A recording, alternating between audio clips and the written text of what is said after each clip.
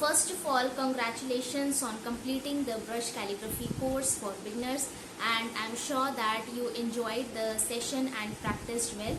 And in this video we are going to discuss about some tips that I as an art instructor want to share with all the beginners out there. So in this video we are going to discuss and talk about 10 tips for practicing brush calligraphy and improving your brush calligraphy, and this is meant especially for beginners. So these are the 10 tips that I want to share with you. So the first tip that I have for you is that practice the basic strokes completely. The basic strokes are the foundation of calligraphy, be it modern or traditional calligraphy, and I have seen many beginners jumping off directly to words and sentences without even paying much attention to the basic strokes. So don't do that at all, as the basic strokes play the most important role in letter formation, word formation and sentence formation in general, which in turn affects your composition and your advanced flourishes and everything in calligraphy. So you can either pick up like a pair of basic strokes and practice them alternatively, like thin and thick strokes, or underturn and overturn turn like a pair of strokes, or you can just take one stroke at a time and practice it thoroughly, or you can just also practice all the strokes one by one, whatever suits you, but make sure that you practice all the basic strokes completely and take your own time in practicing and learning the basic strokes, because they build the foundation of calligraphy, of your composition, of your calligraphy in general. So make sure that you make a strong foundation by practicing the basic strokes regularly and consistently. Now the second tip that I have for you is always use guide sheets or guidelines. Guide sheets play a very important role in maintaining a consistent height all along your practice. So use the PDF guide sheets, print them as many times as you want, or just make your own guide sheets and guidelines, whatever suits you. But in the beginning, always use guide sheets. In fact, it is always better to draw guidelines even when you are composing some quotes or artworks, etc. So never ever just skip the guide sheets and guidelines part. Only when you feel confident enough that you don't need guide sheets and you can just write without any line or any guidelines, so only then skip the guideline. But I would always suggest you to at least draw the baseline and the waistline, so that all your calligraphy words and sentences are aligned in in the line that you are planning. So guide sheets are a very important part, so never skip them. Now the third tip that I want to share is that stick to one brand of brush pen. It is very intimidating to just try out different brush pens, different types and different brands of brush pens, but it is not at all good. And in the beginning, stick to a particular brand and type of brush pen in the beginning, be it large or small tip brush pen, be it any brand like Adgel, Camlin, Doms, Kerin markers, Tombow, Pentel, whatever, but stick to just one brand and one type of brush pen, especially in the beginning. Once you have completed the full course, feel free to try out different brands and different types of brush pens, but in the beginning stick to one brush pen, because you are basically practicing and building your muscle memory, and changing the brush pen would hamper your practice in the beginning. So make sure to stick to one brand of brush pen. And to be honest, it's not at all important to try out different brush pens, different types and brands. It totally depends upon your budget and your choice, and anyhow the type of brush pen or the brand that you are using never affects your calligraphy, so it totally depends upon your choice. The fourth tip is that take enough breaks. You won't get better overnight. I'm sorry, but this is the reality. This is the harsh truth. Many people think that if they practice for an entire day or like get it done in 1 to 2 days, they will learn quickly, but only but any type of art form takes patience and takes consistent practice. So even if you have practiced entire day, you have to practice daily or at least regularly and consistently to ensure that you are learning, because nothing happens overnight. So your practice should be regular and consistent, and taking breaks always helps you in developing and improving in a better way. So you should always take break in every like 5 to 10 minutes, especially in the beginning, because you are just getting used to writing, or learning a new art form. You have new guide sheets, you have a whole new set of pens that you are using. So it is very important that you take enough rest and take enough breaks, because no matter what, you don't want to hurt your arms and your hands and your overall body. So never do that. So always take enough breaks, and make sure to take enough breaks as when you need. You might not even need breaks when you are practicing daily or consistently, but some people might need breaks in every 5 to 10 minutes or maybe 15 minutes. So every student, every person has a different learning pattern and a different learning style. So make sure that you are taking enough breaks and taking care of yourself, your mind and your body while learning a new art form.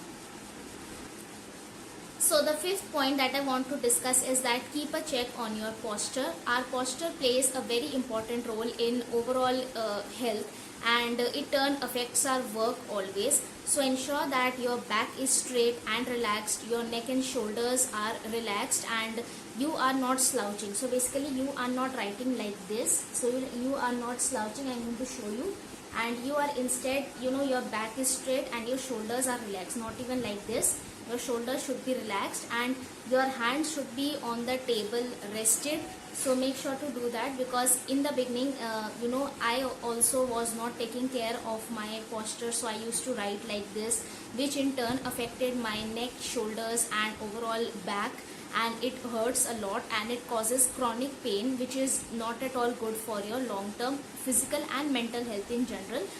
Because when you are in physical pain, it also affects your mental health, which again affects your work. So make sure that your posture is correct, and your back is straight, your shoulders relaxed, and you are not slouching. Rather you are just bending all of your, like for example, if you want to like bend to write, so you are like bending entire spine and it is straight. So make sure to check the posture as well.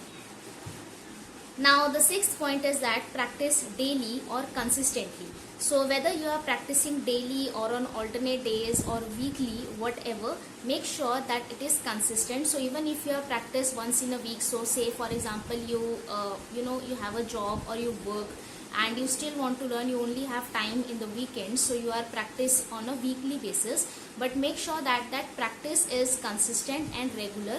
So if you are practice on a weekly basis, make sure that you practice every week and don't skip the practice, because technically you are training your mind for that practice, and regularity improves your work in the long term.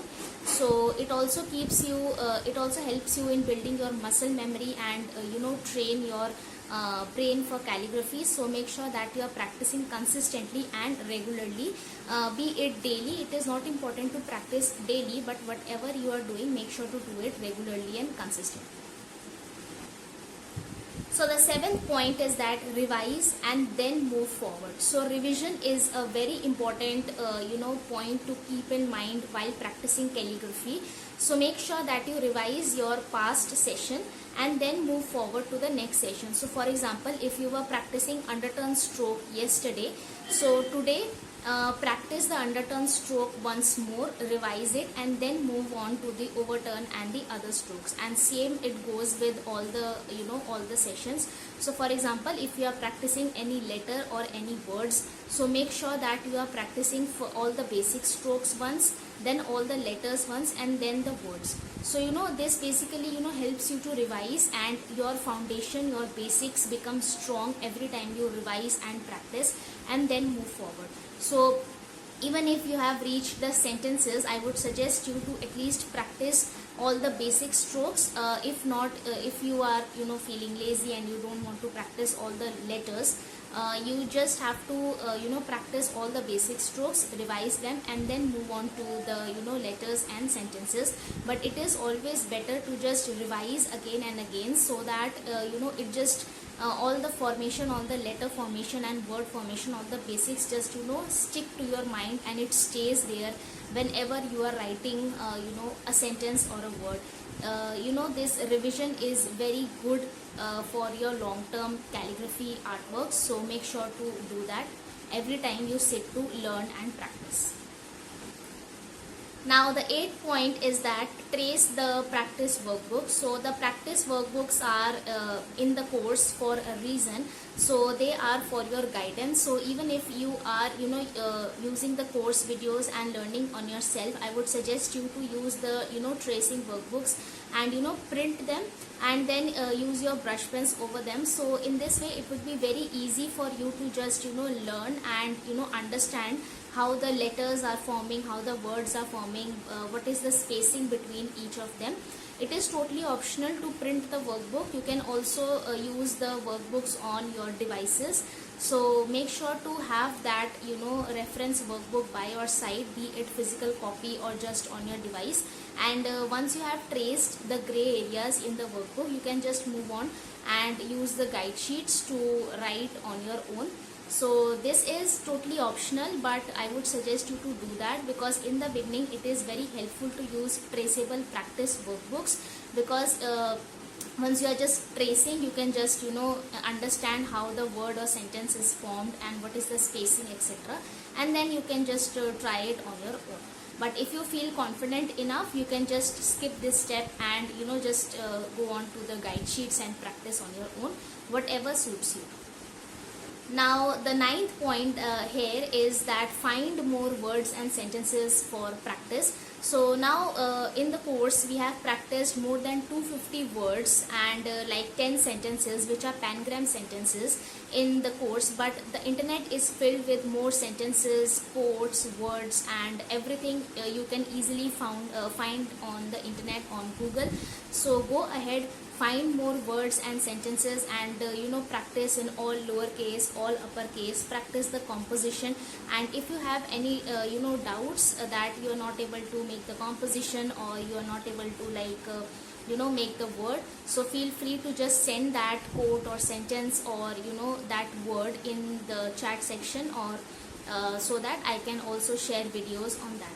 But feel free to just try out more, experiment more and practice more, because the more you practice, the better you get. So make sure to do that as well.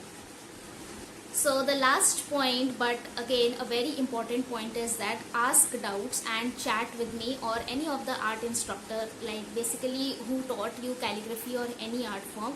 So as in the last point I talked about exploring more through words and sentences, but what if you could not form a word or sentence?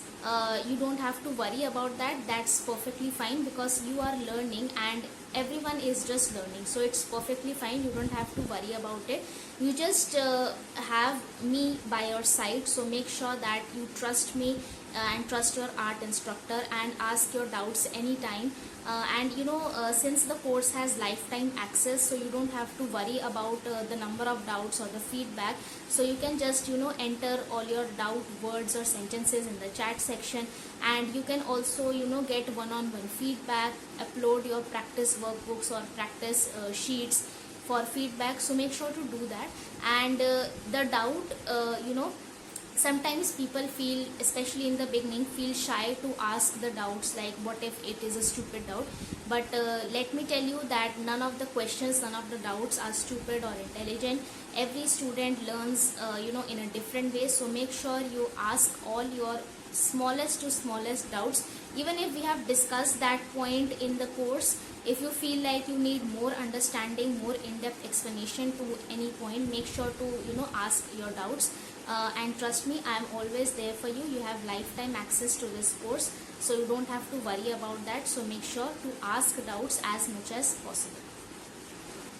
So these were the 10 tips for beginners in calligraphy, and these tips apply to all sorts of calligraphy, be it modern or traditional calligraphy, brush calligraphy, pointed pen calligraphy, whatever. So these tips apply to all sorts of calligraphy. So make sure that you follow these tips, practice consistently and ask your doubts. So keep on practicing, keep on learning and keep improving every day.